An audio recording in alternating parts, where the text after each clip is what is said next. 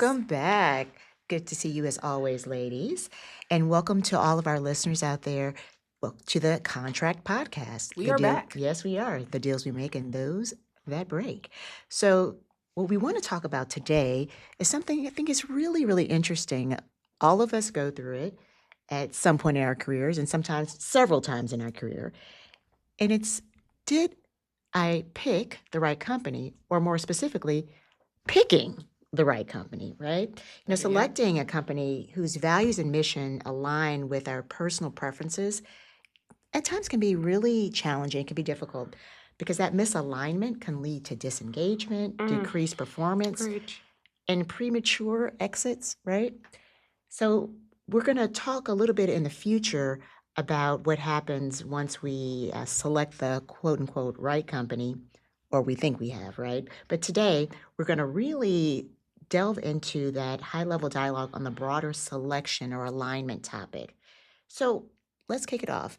I would love to hear a little bit about your experiences when you think about how you went about determining, is this the right place for me? Eva, why don't you kick us off?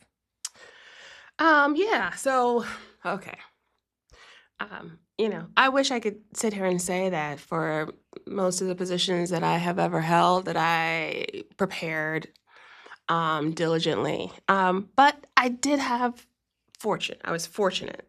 I was fortunate in my first job after grad school to land myself within an organization that really cared about people, and they had a process that showed that they cared about people. It was a multi hurdle, so multiple steps.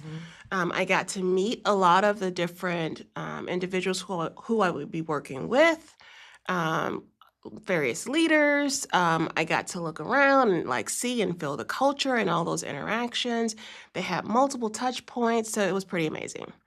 And this was a process where I had to do a presentation, I had to do a writing test on an employment law topic, and all of those things can be kind of frightening because the presentation was in a room filled with probably at least 8 individuals, if I remember correctly, something like that. And this is of various leaders and peers and potential peers, but they were all so welcoming, and so that gave me a sense of the culture. And so I learned from that the things that I want. So academically, I had a good sense of what to look for and what questions to ask.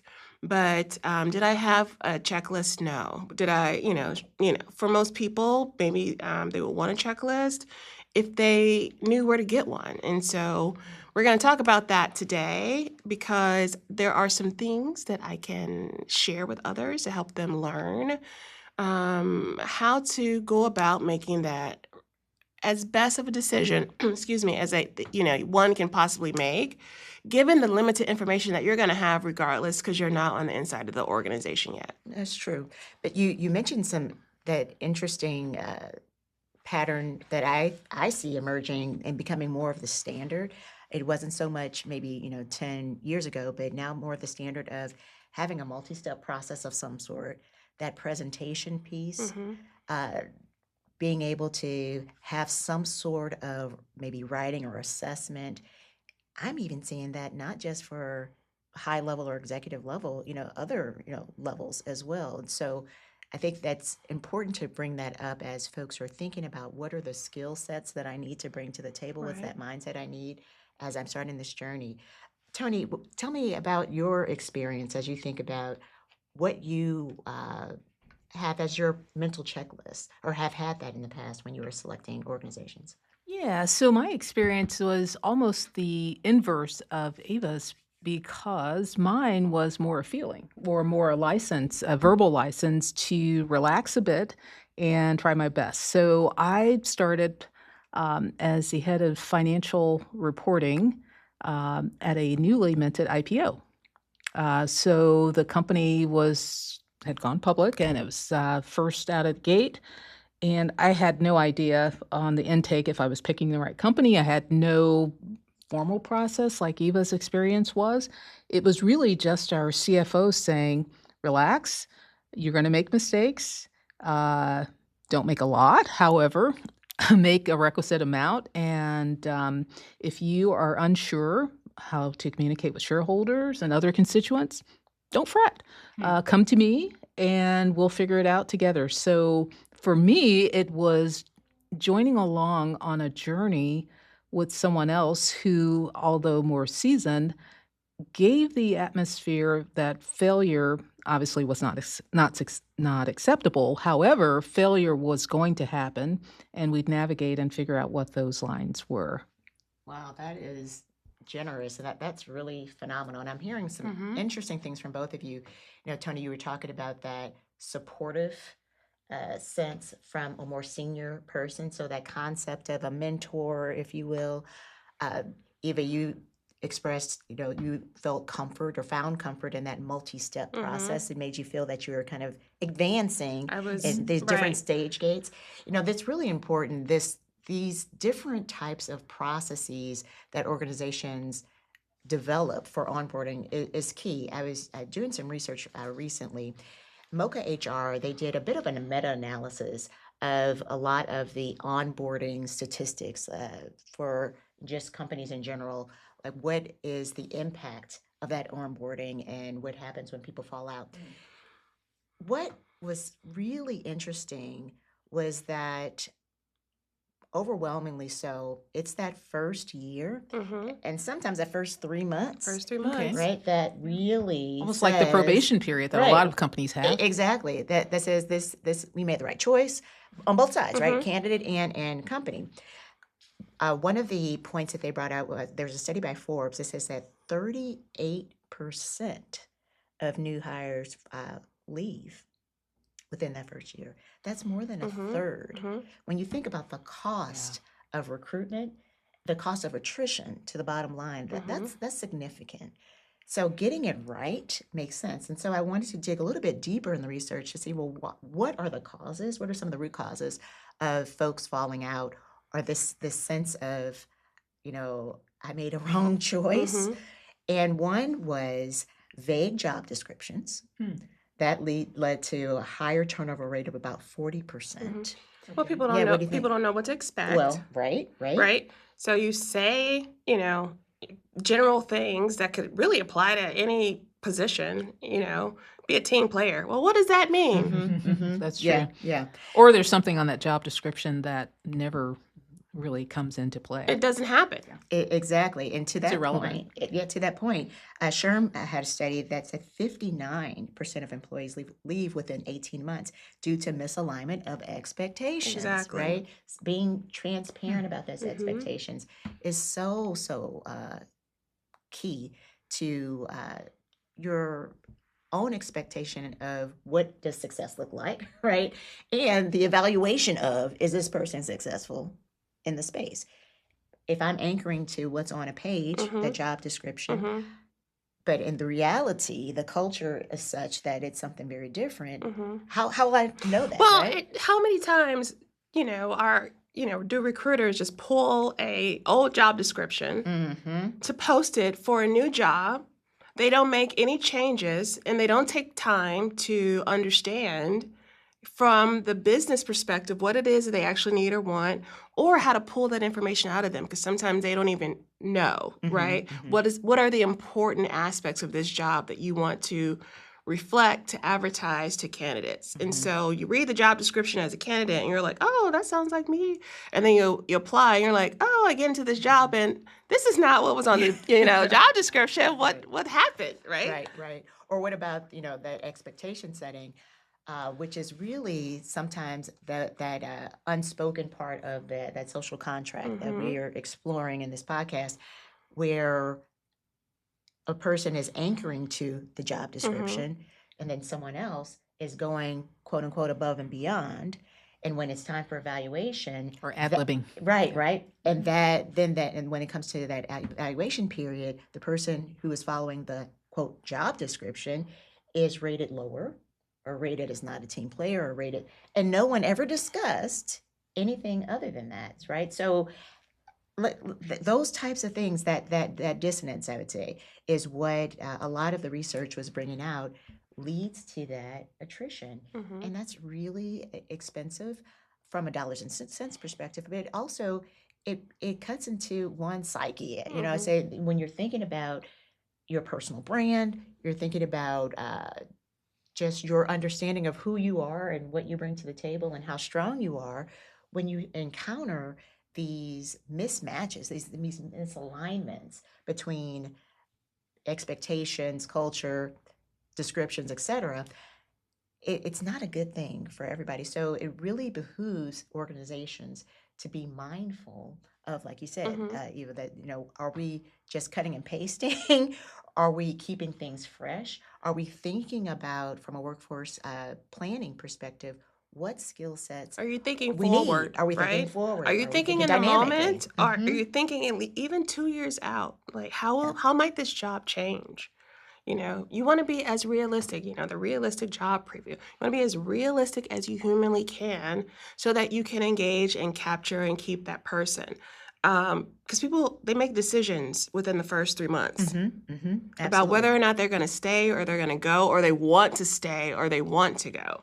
And if they decide that they want to go, then they are making steps. They're taking steps. They are in a mindset that they are not committed to you. They're going to find something else because you haven't met, as an organization, their expectations.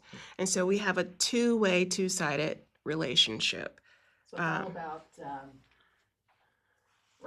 writing it down or communicating it clearly. What do you expect employees to do? I agree. Now, we're talking a lot about what the employers need to mhm. do, particularly, hiring leaders or in our HR partners that are creating, these processes from a recruiting perspective in that arc. But what can I do as a candidate? It's not that I'm at necessarily 100% at the whim, right? Yeah. There are things that I can do if I'm the job seeker. What are some like pieces of advice that you would have for folks? You were talking about at the beginning, Eva, that now you have a little bit of a checklist. Mhm. Please share some of that with us. So just a couple of things. The individual needs to be aware of what their own expectations are, what kind of culture they want to exist in, what expectations they have for their own career development, and to talk about those things throughout this whole selection process, right? With a recruiter, with the team that you're going to be working with whomever it is that who you talk to and come in contact with. So be very mindful of your own expectations, so that when if you get to that offer letter stage, you know whether or not you, at least from everything that you've seen, whether or not you believe that your most important things that you're looking for, in terms of an organization, that those things are there. So you're looking at like their onboarding process. Do they even talk about their onboarding process? Do you know how they're going to develop you? Are you going to walk through that door and they're going to expect you to like be ready to go on day one? Because some organizations expect you to be ready to Sure. go on day one. Sure they do. Other organizations have processes in place to develop you, to acclimate you to the organization culture. And so it's really important that you understand what you're getting into.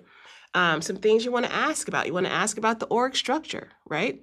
You want to understand whether or not there are, whether you're reporting to a manager who has 15 other people reporting to him. So that means if someone has a lot of people are reporting into them, they're not going to give you a lot of attention. Do you need a lot of attention? If you Yes. do, you're not going to get it. So you got to understand and ask the right questions.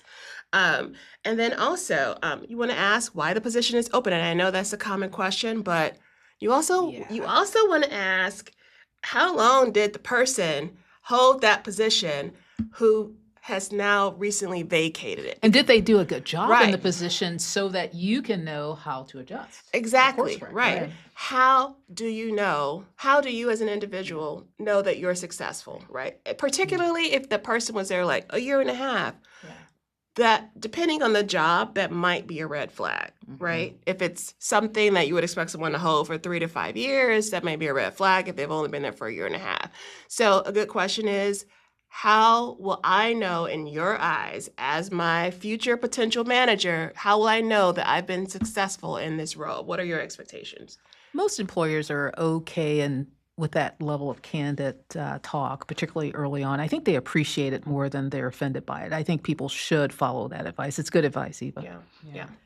So yeah, no, that was it. That was kind of like my main, list of things. So just know what you want. Do everything you can to know the organization and culture, everything that they show you, everything they do, from the emails that they send. Look at the tone, like observe how people actually interact with one another versus what they say their culture is and what you're actually seeing and hearing with your own eyes and ears. So. Right. So it's really about doing your homework, Mhm. but even before that, knowing who you are, knowing what your expectations, your non-negotiables, right? What you're looking for, so that you have a filter with which to evaluate these places. Yeah. Of course, go to all the places, the Glassdoors, the Indeeds, and anywhere, right? To do a little bit of research, looking at their financials, even, right? And if you see something that's off, ask about it. Sure. This is your life. Yeah. You're gonna, you're making some really important decisions. You could walk into an organization that's financially and unstable, and you walk through the door, and 3 months later they're doing layoffs. Yeah. Like ask the hard questions up front. And if they have issues with you asking the hard questions, then That too could be a red flag, right? that should tell you something. Right. Yeah. So lots of things good that we advice. could do. Exactly, right? Lots of things we can do as the candidate as we're trying to find that match for us. And organizations can tighten up, certainly, right? And so that it does protect that bottom line, because Mhm. essentially that's what we're here to do, and make that recruitment process a win-win, Mhm. for both sides. But let's say that we have gone through that, we did our due diligence, everything is peachy, and we realize after about 3 months, we said that 18 months, that was Sherm said, this isn't living up to the expectation. Something is a little bit off. So you've accepted the job, you've been in that space and place, Mhm. not what you expected. Now what? So we're going to get into that in our next episode of the Contract Podcast, and would love for you to come along for this ride as we talk about that second step of picking the right company. I've picked it, and it ain't the right company. What do I do? That should be interesting. Right. Everyone's been there, so Absolutely. we'll have a lot to say on that one. So come visit us next time. Visit us on thecontractpodcast.com. We'd love to hear from you. You can drop us a note, share your scenarios, share your questions. Maybe that will be featured in a future episode. So again, as always, thank you for joining us, and stick around. Thanks, Talk to you next everybody. time. Peace.